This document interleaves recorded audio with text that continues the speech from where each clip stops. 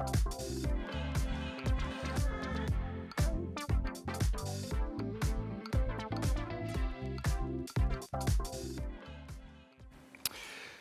church, I'm so glad that you are here today. Those of you who are in the room, I'm looking at eyeballs right now, and I can see you smiling even underneath those masks. Your eyes are smiling. I'm so glad that you're with us today. Those of you who are joining us online, welcome. Welcome to week 2 of this Enough series.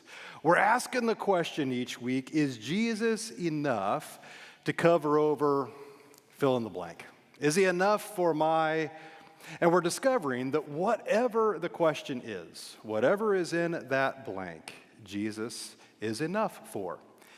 I hope that you are taking that challenge seriously, what Daniel was just talking about, to invest in and invite somebody to join you for Easter this year. It's going to be off the hook here at Venture. We're gearing up for it. We're looking forward to it. And we'd love nothing more than to see your friend, your family member, your neighbor, whoever it is that you invest in and invite to come and join you. Between now and then, each week we're asking that question, is Jesus enough? Next week we're going to be looking at, is he enough to cover my loss? Then my sins, my discouragement the following week. And then Easter, we're going to even talk a little bit about doubt. Is Jesus enough to cover? Last week, I talked about scarcity. Ask, is Jesus enough to cover my scarcity? And some of you, maybe you're joining online, or some of you are in the room. The last several weeks, we've had guests at just about every service we've had. People kind of sticking their toe in the water and asking, is this the kind of church that we want to bring our family to, that we want to be a part of? Can I just say this? I love our church. I'm proud of our church. I am grateful personally for our church. This Enough series. I'm not preaching at you. I'm talking with you. I need to be reminded of these truths that yes, Jesus is enough. Last week I talked about scarcity, and I shared with you that our family, well, we were praying and we were kind of journeying through a mental health issue with one of our boys, and he spent a couple weeks inpatient at a mental health facility. And oh my goodness, the cards that I got, the notes of encouragements that we got, emails that we got, thank you, church. Thank you for your prayers. We got to go pick Jordan up from the hospital on Wednesday. He's home with us. Jesus is enough. And I'm grateful for a healthy community that I get to do life together with. I'm just so grateful for our church, and I'm proud of our church. And if you're looking for a good church home and you don't have one, we'd love to have you join us here at Venture. Jesus is enough. This week we're talking about this true statement. Jesus is enough for my fears. What are you afraid of? I want to spend just a little bit of time here on the front end of this message. Could we play just a little bit? Could we play, we'll call it a quiz show. This show is called, Does Pastor Stan, Can He Pronounce Latin Derivative Words? Because I want to share with you a whole bunch of phobias that apparently Americans have. These are the top 10. And let's just see, are you smarter than a fifth grader or whatever that game is? So maybe feel free to play along, whoever you're sitting in a row with. Keep your own score. Bonus points for, the funniest answer, whatever. Play along at home as well. These are the top 10 phobias that Americans face. Number 1, how many of you know what arachnophobia is? Yeah, that one's almost a gimme. Maybe you saw the movie when you were a kid like me. Of course, this is the fear of spiders. Second one, here, this is hard to pronounce. Ophidiophobia, that one. Anybody know what that is? Oh, not as many hands. I see a couple. You were here at first service. I caught you. You ever see that Samuel L. Jackson movie? I hate to call it a movie. It's officially, take this to the bank, the worst movie ever produced. It's called Snakes on a Plane. You ever see that one? Horrible movie. That'll give you an idea of what this is all about. This is the fear of snakes. Let's just put them all up there so you can be scanning these and you can be kind of planning and thinking ahead. Number 3, acrophobia. Anybody know what that is? Some of you do. This is the fear of heights. Give yourself a bonus point for that. How about agoraphobia, number 4? I think the agora was actually a location in Greek or Roman culture. This maybe give you an idea of what this might be all about. This is the fear of situations in which escape might be difficult, like a crowded space. I kind of think claustrophobia might be connected to that. How about number 5, Cenophobia? Anybody know what that is? Do any of you work in the post office, the postal service? Are you mail people? This is the fear of dogs. So usually this gets tied to an early childhood experience or maybe a mail carrier person that gets into some tangles with dogs as they're on their mail route. Okay, number 6, Astrophobia. Astrophobia.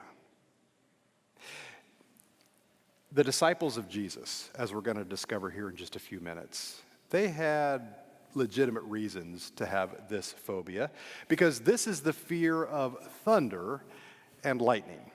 I didn't know that one. Had to look it up. Trypanophobia. Trypanophobia. Yeah, I can't pronounce these. Anybody know what that is? Well, some of us are about to. This is the fear of injections. The whole world is getting the vaccine right now. I'm loving this season of our culture and our church life. There's a sweet couple in our church that's in this service. And I saw them face to face last week for the first time in about a year, right? Over here under the cross, they came walking over to me and they were wearing masks. I could see the smiles under their faces and there was a big old smile under my face. I literally said, y'all are a sight for sore eyes. It had been almost a year. Well, we just got our injection. We just got the vaccine, and here we are back to church, and I'm so excited about this season, getting to see more and more of your faces. How about this one, number 8, social phobias? That's a gimme. That's you're afraid of social situations. I'm not even going to try to pronounce. Number 9, anybody know what this is? So terra, I think, as Latin or Greek, has something to do with terra firma, the earth. There must be something in there that's against the earth because this is like literally leaving earth, a fear of leaving earth. This is the fear of flying. And apparently, the way you treat a fear of flying is you put somebody on a plane and you make them work through it. Now, if you pair number 9 with number 2, you fill the plane with snakes. And then you just kind of sit back and watch what happens. Number 10, Misophobia. This is the fear of germs. I suspect the whole world right now is ramping up on that one as we've lived through a pandemic. I got a text message and I got several Facebook messages after the first service. A bunch of people said, you forgot one. And they sent this to me, Acrophobia, Coulrophobia, which apparently is the fear of clowns. If that's a phobia, I probably have that one because clowns are just wrong. Okay, so what are you afraid of? It feels like there's a whole lot of reasons, maybe fear options, if you will, in the world these days. Years ago, our family went to Hilton Head on vacation. How many of you have been to Hilton Head? I love that space. Hilton Head is the kind of place we're there for a week, about halfway through the week, where we've rented the bikes and we're doing all the bike paths all over Hilton Head next to the water. And about halfway through, it dawns on me, this is so fun, we're loving this. And then I'm thinking, well, we come from Hamilton County, there are bike paths, we can bike anywhere we want to go all the time back home. Why don't we do that there? We drive all the way here to ride our bikes. But, we were doing the beach vacation thing. The kids were tiny. We did the obligatory photos one of the nights. And here we are, the kiddos playing in the water. And those are real waves behind them. I mean, the waves were crashing against the shoreline. This is the photo where, we act like we're J.C. Penney's models. And we pose and we get the picture taken. My youngest, Jake, he was a tiny little guy on this vacation. I think it might have even been the day before that picture was taken. We are on the beach, crowded beach. Dawn says, listen, I'm going to take 4 of the kids. They're my responsibility. Dad, you think you can handle 1? I said, absolutely. Put me in, coach. I'm ready to play. I'm super dad. I've got this. They're all playing out in the ocean. I'm sitting in the beach chair. And I've got my book or whatever, and here's Jake playing in the sand. He's got his sand toys. He's got the hat and the sunglasses. He's cute. And I'm watching him, and I'm reading my book. I look up. He's playing. That's great. I go back to reading my book. I look up, and my whole family's out there in the waves, and they're all like waving at me, and I'm, hey, and then I'm looking at their faces, and especially Dawn's face, and I've seen this face before. I feel like I might be in trouble right now. And then I see Micah, one of my boys, running toward me, and he shouts, Dad, where's Jake? And I say, he's right. He's not there. Panic. Fear. We find him at least 2 lifeguard stations down the beach. Crowded beach. And for that 5 minutes, 10 minutes, I don't know, it felt like 4 hours. I don't know how much time passed between this moment and that moment of finding him. I do know this, that my heart, panic. I was just sure he's out there struggling to stay above the water somewhere. He's drowned. I'm just sure he's drowned. And I'm just sure in that moment that it's my fault. What are you afraid of? Can you feel it? Even this moment, probably 10 years later, I still feel the fear coming up in my throat there. I've woken up at night scared, dreaming about that moment. What are you afraid of? I listened to a podcast, 3 months ago probably. The winner of the TV show Alone. Have you seen this one on Netflix? I think it might have been on the History Channel or something like that before. The winner of season 6 of Alone. Here's the way this reality show goes.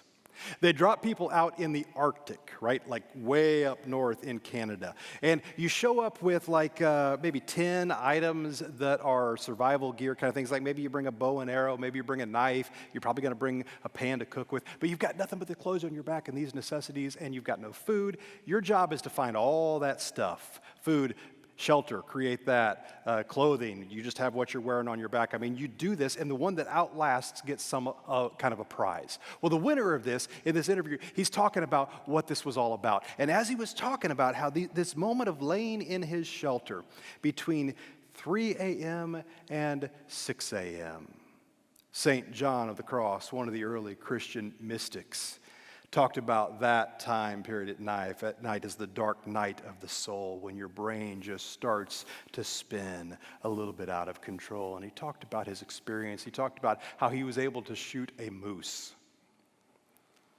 And then he had to defend all that moose meat from, get this, wolverines. And there's a part of this story where he has to go out and literally fight for his food and kill a wolverine. But that wasn't the most scary thing. He talked about just laying there and worrying about his family back home, worrying about his own health, just worrying about how, and feeling fear about just, I'm all by myself here, and what could go wrong? Am I going to have enough food to last? What are you afraid of today? What the question he was asking, I don't know if he's a Jesus person or not, but he's really asking a question, is Jesus enough?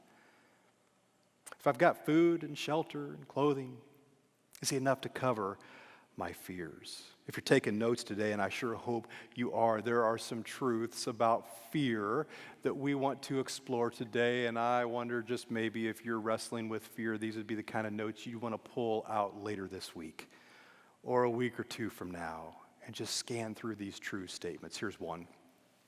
Life is scary. But Jesus is Lord. Lord means boss. Lord means he's in control. He's in charge. Life is scary, but Jesus is Lord. It seems like fear is on the rise today, and I'm not talking about phobias necessarily. I'm talking about just good, old-fashioned fear. And some of it for good reason. I suspect that some of us were worried about things like, and we're fearing things like, listen, is my job pandemic-proof? I get the question. And you fear that, and you think about that, and then you let your mind start to spin and twirl and maybe get out of control a little bit, and then you look around at politics, and that increases your fear. And then you look around and say, hey, listen, are we staring at a recession? Do we have enough money to get through that kind of a time period? And then you're maybe wondering, listen, are there relational loss in my life? What am I fearing? And your mind just starts spinning.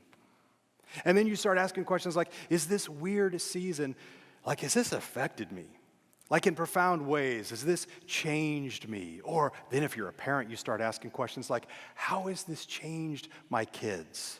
How has this affected them? You see that dark night of the soul, 3 a.m. to 6 a.m. How does your brain spin out of control? I saw this past week, this article. I love this.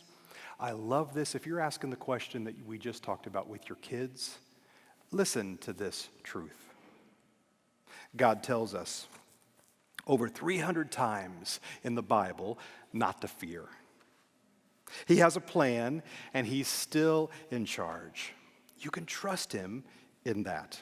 So don't feel sorry for or fear for your kids, because the world they're going to grow up in is not what it used to be. Well, maybe it's not. But God created them and called them for the exact moment in time that they're in. Their life wasn't a coincidence, and it was not an accident. Raise them up to know the power they walk in as children of God. Train them up in the authority of his word. Teach them to walk in faith, knowing that God is in control. Empower them to know that they can change the world. Don't teach them to be fearful and disheartened by the state of the world, but hopeful that they can do something about it. Every person in all of history, I love this. Every person in all of history has been placed in the time that they were because of God's sovereign plan.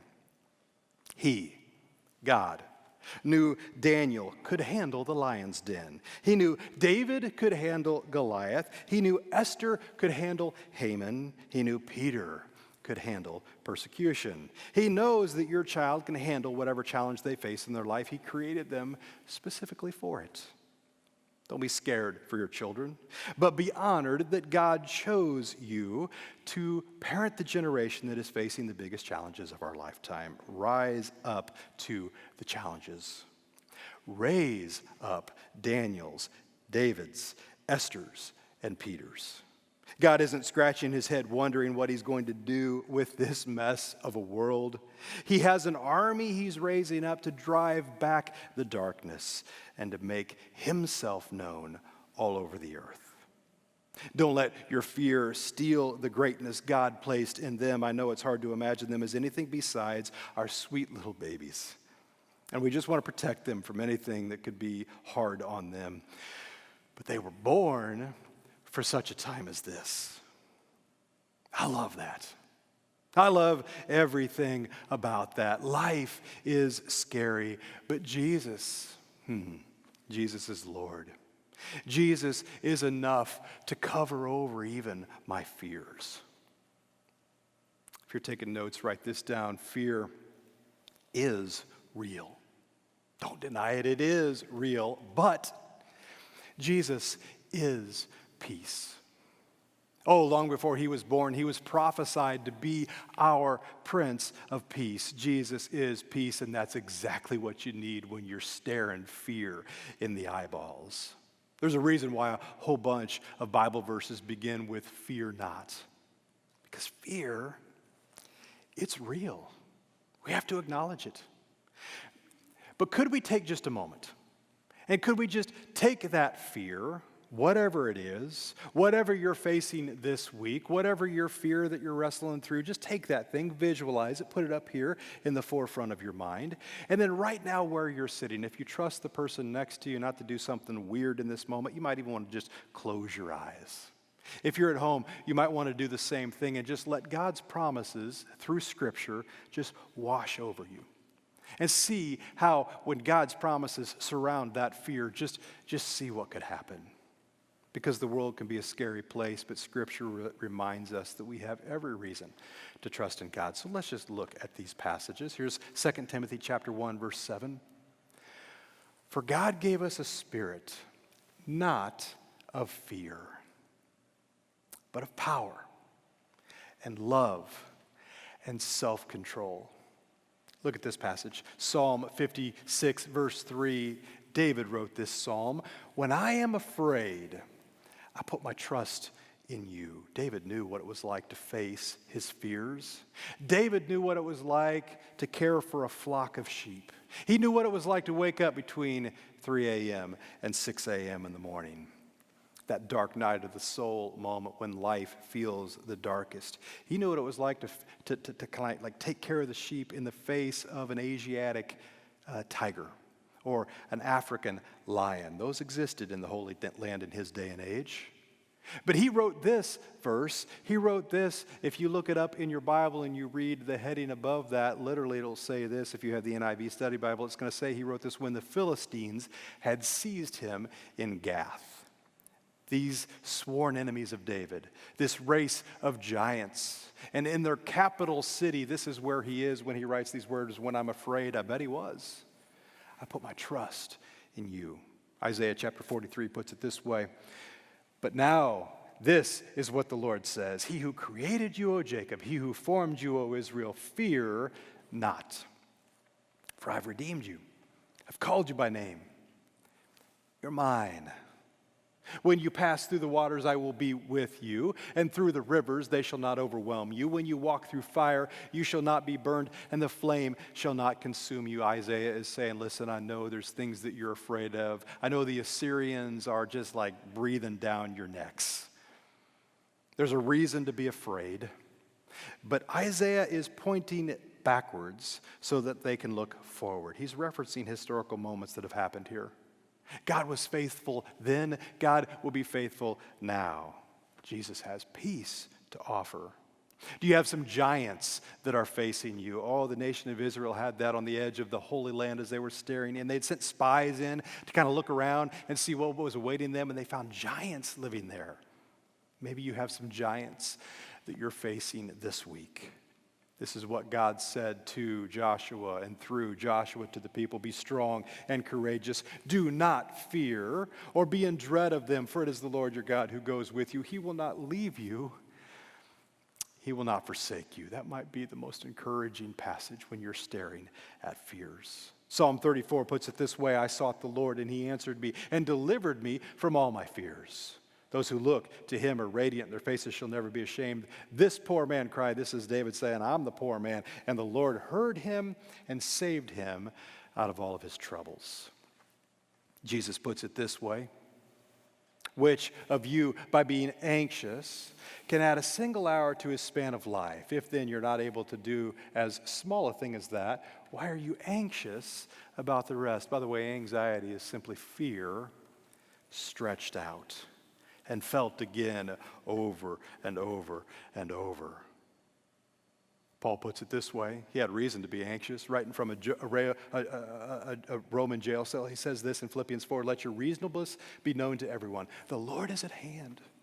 So do not be anxious about anything, but in everything by prayer and supplication and thanksgiving, let your requests be known to God. And the peace of God, fear is real. But Jesus is peace. The peace of God, which surpasses all understanding, will guard your hearts and your minds in Christ Jesus. Fear is real, but Jesus is peace. So is fear bad? So I'm supposed to ignore it, right? Just discard it, diminish it? No. No. If you're taking notes, write this down. Be afraid. But fear the correct things. Because appropriate fear is healthy. When I was a kid, I almost picked up a timber rattler. I think that's what it was. It was a rattlesnake. I thought it was a rake. It was a snake. And I jumped back. There's a reason to be afraid of that because I've done the YouTube searches. I've seen what can happen if one of those things bites you. There's a reason to be afraid of that. I respect that snake enough to give it some distance. I want to spend the rest of the time that we have today looking at two fear-based stories, fear of water-based stories. The first of them is in Mark chapter 4. If you want to go there with me, let's look at what happens. That day, when evening came, Jesus, said to his disciples, let's go over to the other side. Why? Well, because they're around the Sea of Galilee. They're going to leave the Jewish side of the lake, and they're going to be missionaries. They're going over to the other side of the lake where people don't speak their language, literally. And people on their side of the lake know Yahweh God, but on the other side of the lake, they're worshiping false gods, pagan gods. This is where they're going, the heart of a missionary. Leaving the crowd behind, they took him along, Jesus, just as he was in the boat. There were also other boats with him. Hold on to that thought. We're going to make a point with that here in a minute. A furious squall. I love the details that are found in Scripture. I love the poetic and descriptive language that we have here. A furious squall. Can't you just feel it? Can't you just picture it? The wind and the waves. Well, it comes up and the waves broke over the boat so that it was nearly swamped. Jesus was in the stern, sleeping on a cushion. The disciples woke him and said to him, "Teacher, don't you care if we drown?" He got up, rebuked the wind, and said to the waves, "Quiet, be still." Then the wind died down and it was completely calm, and he said to his disciples, "Why are you so afraid? Do you still have no faith?" They were terrified and asked each other, "Who is this? Even the wind and the waves obey him." Let me ask you this. They were scared, right? Yeah, they were scared. They were probably worried. They were concerned. But when did they become terrified? At the end of the passage, right? When did they become terrified? When they saw God's power on display. They were fearing the correct things. They were terrified at the moment when Jesus gets up, stern of the boat, and he says to the wind and the waves, "Shut up." And nature responded. He's God. This terrified them, appropriately so. When Jesus revealed his power, listen, over 300 times we read, "Don't be afraid" or "Fear not" in the Bible. Many of those times, the story that's being told there, I guarantee you, if you were the key character in the story, you would have been afraid as well. I sure would have. For example, Mary, when Gabriel, the angel, comes to Mary, she's sound asleep, and Gabriel wakes her up and says, "You're going to give birth, and this is going to be the Lord's," this is Jesus. He says, "Don't be afraid." She had to be scared. I suspect if that was me, listen, we'd have to be changed in some sheets later on, because I suspect my bladder would have emptied out in that moment. Angels in the Old Testament and the New Testament, we read about these messengers of God. They were not cuddly. They were beings to be scared of. Be afraid, but fear the correct things. Jesus talks about this, Matthew chapter 10. "What I tell you in the dark, speak in the daylight. What is whispered in your ear, proclaim from the roofs. Do not be afraid of those who kill the body, but can't kill the soul." You're worried about the wrong things. You're afraid of the wrong things. Rather, be afraid of the one, not many, not even some. Be afraid of the one who can destroy both soul and body in hell. You get what he's saying here. Proverbs explains this. If we go back Old Testament, old style, the fear of the Lord, fear him, that one. The fear of the Lord is the beginning of wisdom. If we want to be wise, we need to recognize that there is appropriate fear. In relationship to your fears, are you wise? Here's the question. Are you fearing the right things? Are you wasting fear energy on temporary things, when your fear maybe should be appropriately directed on eternal things? Let me put it this way. Let's get real practical. Are you afraid of the virus? Or are you afraid of the God who controls your destiny? Regardless if you live or die. By the way, we all die sometime of something. Let me ask it another way. Are you afraid of your neighbor or for your neighbor who doesn't know Jesus? Doesn't know Jesus, maybe you've not invested in them and you've not invited them to walk this Jesus walk with you. Are you afraid of them dying from a virus, or are you maybe more appropriately afraid of their eternal separation from a loving God, regardless of what they die from? In other words, are you afraid of the right things? Eternal versus temporary. Okay, I told you there's two stories, water, fear-based stories we're looking at. We just looked at one. I want to look at another. But before we do that, we need to talk just a bit about hydrology in the Holy Land. We need to talk just a little bit about weather patterns over the Sea of Galilee.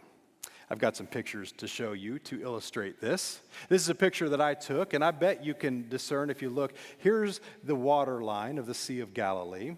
And I'm kind of looking to the north, a little bit to the west here when I took this picture. Beautiful boat on the water. This is the skyline, right? Here is land. This right here, this is horizon of sky. And it's land from here all the way down to here.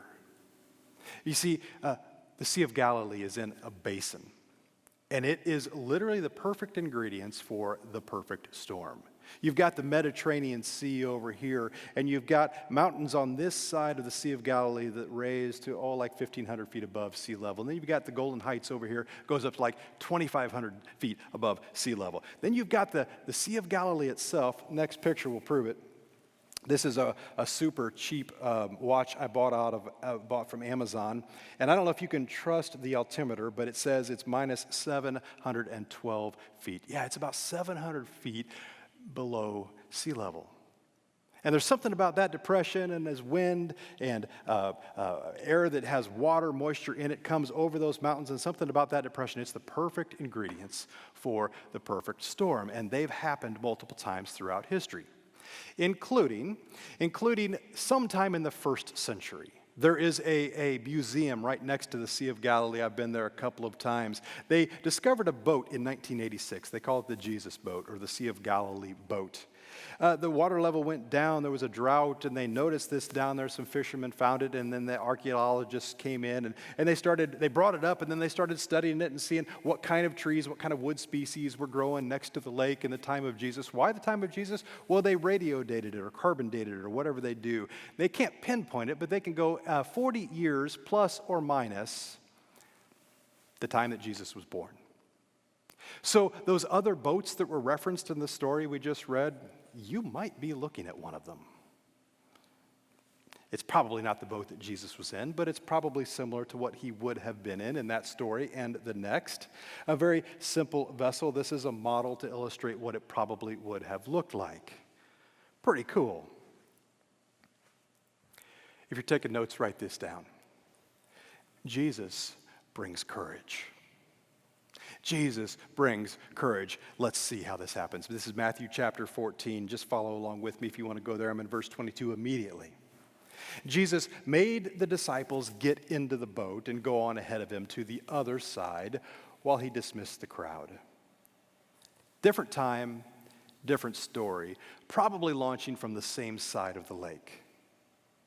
After he dismissed them, he went up on a mountainside by himself to pray. Then what happened? Well, when evening came, he was there alone, but the boat was already a considerable distance from the land, buffeted by the waves because the wind was against it. During the 4th watch of the night, what's that? Oh, it's that time period between 3 a.m. and 6 a.m. That time before the sunrise when dark feels the darkest.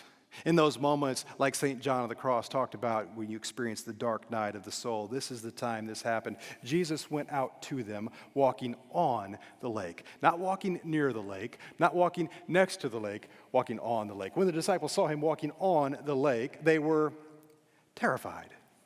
It's a ghost, they said, and cried out in fear. But Jesus immediately said to them, "Take courage, it is I, don't be afraid."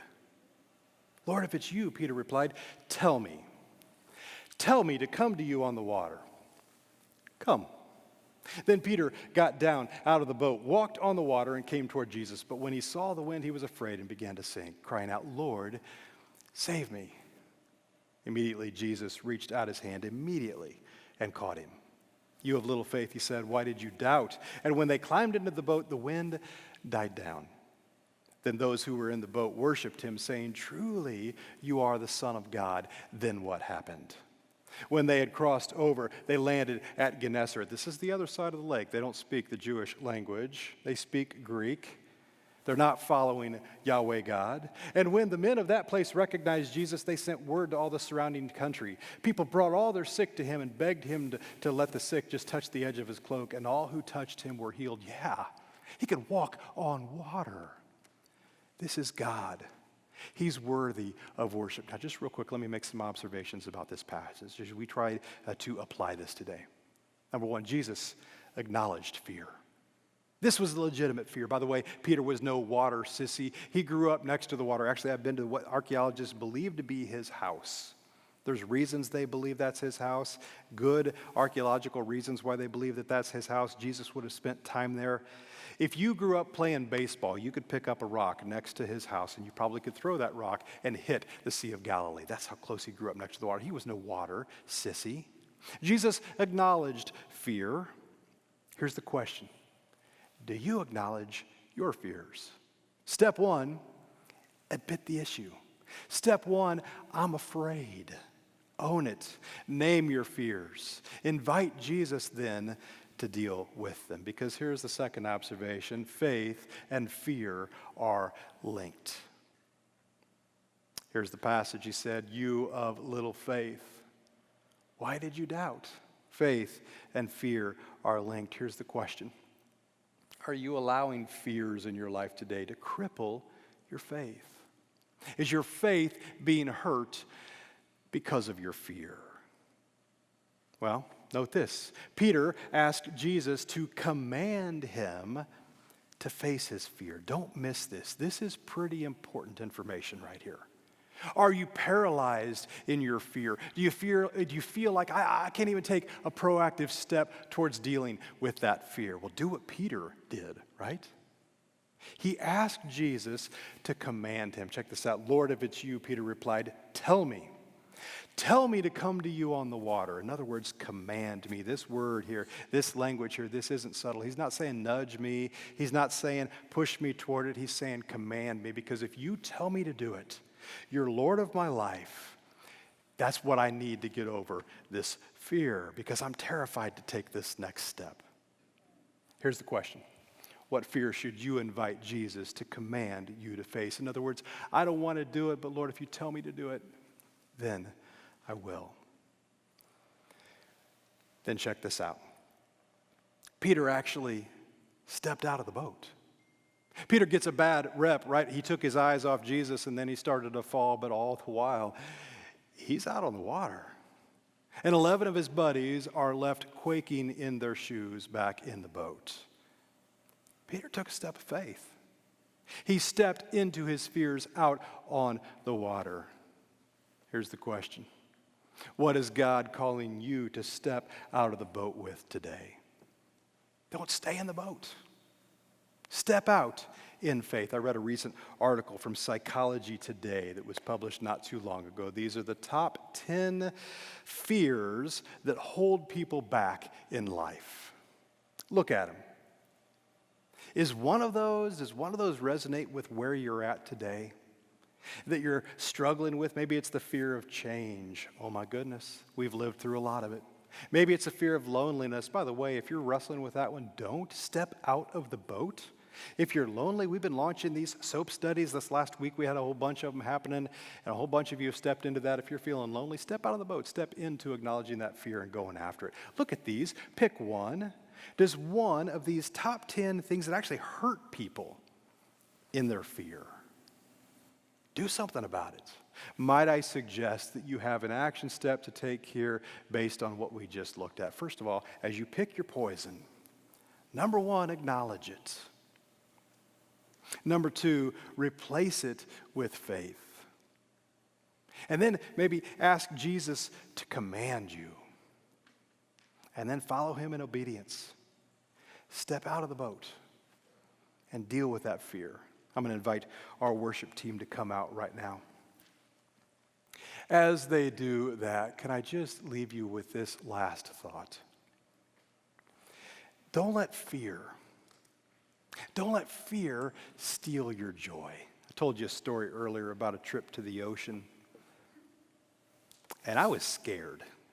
I'm still scared. I still wake up sometimes in fear thinking about that moment and what could have happened. We still go to the ocean, though. We went last year, kind of. We were close to the ocean. We were it was a bayou area, and we were playing in the water.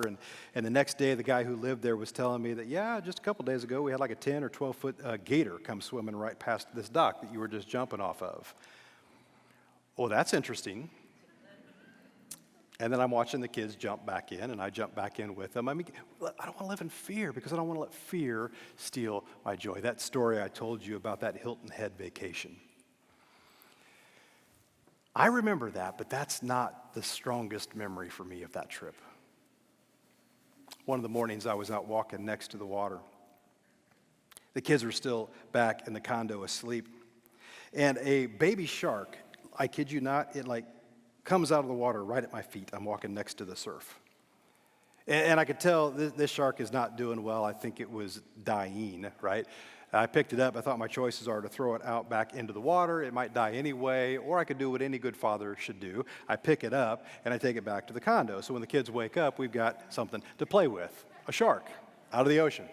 And so hilarity ensues. We start taking photos of shark attack, and hey, I'm going to eat the shark before he eats me. And then the next picture, the shark drips in his mouth, and that's all kinds of funny things that happen there. And then big brother thinks it'll be hilarious to tease little sister. All kinds of fun memories from that moment. We still go to the ocean. Don't let fear steal your joy. Don't let it steal your joy, because Jesus is enough to cover your fears. Let me state that. Jesus is enough to exchange your fears for peace, for joy. John 10, verse 10 says, "The enemy comes to kill, steal, and destroy." These sure sound like tactics to me of inspiring fear, of trying to grip you with fear. But Jesus finishes that statement. He says, I've come that you might have life and have it abundantly. Life to the fullest, abundant life. Don't live in fear, live to the fullest. We're coming out of a pandemic right now. That'll preach. Don't let fear steal your joy, because Jesus is enough to cover your fears.